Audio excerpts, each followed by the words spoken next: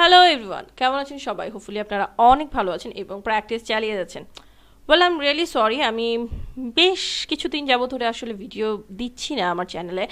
এটার কিছু personal reason আছে, আবার আরেকটা গুড নিউজ আছে, সেটা হচ্ছে যে আমি আমার চ্যানেলটাকে একটু নিউ ওয়েতে সাজানোর চেষ্টা করছি, যেটার রেজাল্ট আপনারা খুব সামনেই দেখতে পারবেন। সেটা রিলেটেড বেশ কিছু ভিডিও আসবে।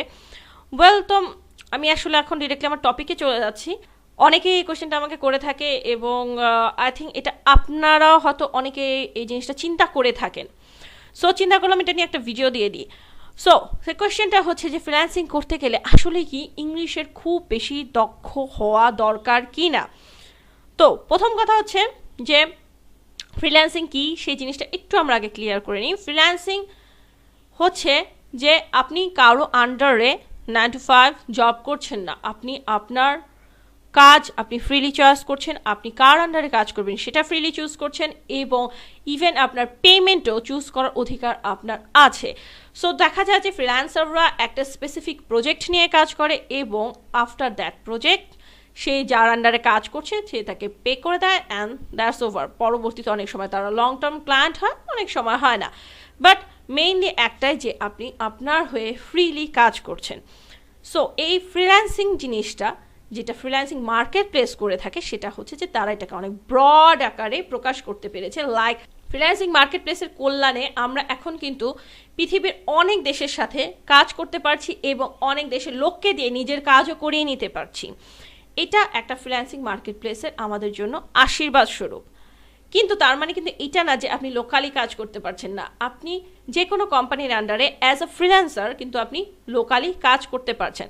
লাইক একটা ইভেন্টে বা একটা পার্টিতে যখন আমরা ফটোগ্রাফারকে ডেকে নিয়ে আসি বা তাকে আমন্ত্রিত করি, সে তখন দেখা যায় যে ওখানকার আমাদের বেশ কিছু স্পেশাল মোমেন্টে ছবি তুলে বা ভিডিও এডিটিংয়ের মাধ্যমে আমাদের ওই প্রজেক্টটা জমা দিচ্ছে।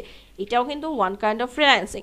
বিভিন্ন পত্রপত্রিকার জন্য কিন্তু বেশ কিছু ফ্রিল্যান্সার রিপোর্টার আছে যারা তাদের জন্য নিউজ কালেক্ট করে থাকে। ফ্রিল্যান্সিং বলতে যে আসলে আপনাকে আউটার ওয়ার্ল্ডে যে কাজ করতে হবে তা না। ফ্রিল্যান্সিং মিনস আপনি ফ্রিভাবে যে কারোর সাথে কাজ করতে পারেন। এখন যদি আপনি লোকাল মার্কেটটাকে চুজ করেন যে হ্যাঁ আমি এখানেই কাজ করব, তাহলে আপনাকে ইংলিশে অত বেশি দক্ষ না হলেও হবে, কারণ আপনি কমিউনিকেট করতে পারছেন আপনার নিজস্ব ভাষায়। কিন্তু যখন আপনি ফ্রিল্যান্সিং মার্কেট প্লেসে আসছেন তখন অবশ্যই আপনাকে অ্যাটলিস্ট আপনাকে ইংলিশের বেসিকটা জানা দরকার। আমি বলছি না you have to be a master of English, কোনো দরকার নেই, বাট এতটুকু আমাদের জানা উচিত যে আমরা কিভাবে কমিউনিকেশন করব।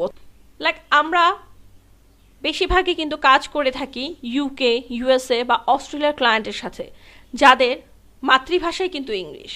তো যদি আমি ইংলিশটাই না বুঝতে পারি তাহলে আমি তার সাথে কিভাবে কমিউনিকেট করব? সে আমাকে যে রিকোয়ারমেন্টগুলো দিচ্ছে সেটা আমি কিভাবে জানবো, কিভাবে বুঝবো, কিভাবে কাজ করব? হতে পারে যে আপনাকে হয়তো আজকে কেউ বুঝিয়ে দিচ্ছে, but at the end of the day হয়তো বা আপনি কারোরই হেল্প পাচ্ছেন না, তখন আপনি কি করবেন? ইভেন আমরা অত দূর না যাই, আমরা যদি আমাদের পার্শ্ববর্তী দেশ ইন্ডিয়ার কথা বলি, আমার বেশ কিছু ইন্ডিয়ান ক্লায়েন্ট আছে, তাদের সাথে কিন্তু আমি কখনোই হিন্দিতে কথা বলিনি। আজ পর্যন্ত হিন্দিতে তারা একটা ওয়ার্ডও আমাকে লিখে দেয়নি। আমরা সবসময় ইংলিশেই চ্যাট করে থাকি বা কমিউনিকেট করে থাকি। সো ইংলিশ এমন একটা ল্যাঙ্গুয়েজ যেখানে আপনি পৃথিবীর যে কারোর সাথে কমিউনিকেট করতে পারছেন। অনেক ইউটিউবে দেখবেন তারা বলে থাকে যে ফ্রিল্যান্সিং মার্কেট প্লেসে আসলে ইংলিশ মোটামুটি পারলেই হলো, বাট আমি এই জিনিসটা এগ্রি করি না। আপনার অ্যাটলিস্ট একটা বেসিক লেভেল সেট জানা উচিত। ট্রু হচ্ছে যে আসলে যদি আপনি বাইরের দেশে কারোর সাথে কথা বলতে চান, তার সাথে কমিউনিকেট করতে চান, সে আপনাকে কী বুঝাচ্ছে সেটা আপনি বুঝতে চান এবং আপনি যেটা বলতে চাচ্ছেন সেটা তাকে বুঝাতে পারেন, তাহলেই আপনি সুন্দরভাবে সেই কাজটা কমপ্লিট করতে পারবেন। এখন কি আপনি চিন্তায় পড়ে গেছেন? চিন্তা করবেন না, কারণ হচ্ছে আপনি কিন্তু ফ্রিল্যান্সিং করার চিন্তা করছেন কেন? কারণ আপনি কম্পিউটার টুকিটাকি কাজ পারেন, ইভেন আপনি একটা সফটওয়্যার রান করে বিভিন্ন রকম ডিজাইনও করতে পারেন। তার মানে কি আমি ধরে নিচ্ছি যে ইংলিশের যে বেসিকটা এটা অলরেডি আপনার মধ্যে বিল্ড আপ আছে। আমরা কেন শাই ফিল করি জানেন? কারণ আমাদের অনেক সময় কথা বলে অভ্যাস থাকে না, অনেক সময় আমরা যে জিনিসটা করি যে আমরা বাংলা থেকে ইংলিশে ট্রান্সলেট করার চেষ্টা করি, সেটা আমাদের কিন্তু অনেক কিছু লিমিটের মধ্যে নিয়ে আসে। তো আমরা কিভাবে আমাদের ইংলিশে ফ্লুয়েন্সি বাড়াবো, আমরা কিভাবে আমাদের ইংলিশটাকে আরও ইমপ্রুভ করব, সেটা নিয়ে আমি আরও নেক্সট কিছু ভিডিওস দিব। আশা করি সেগুলো আপনাকে অনেক হেল্প করবে। আর মনে রাখবেন যে ইম্পসিবল ইজ নাথিং, আমরা চেষ্টা করলে অনেক কিছু পারি এবং আমরা অনেক কিছু করে দেখাচ্ছিও। সো ভালো থাকবেন সবাই, দোয়া করবেন আমার জন্য এবং please keep connected. Thank you.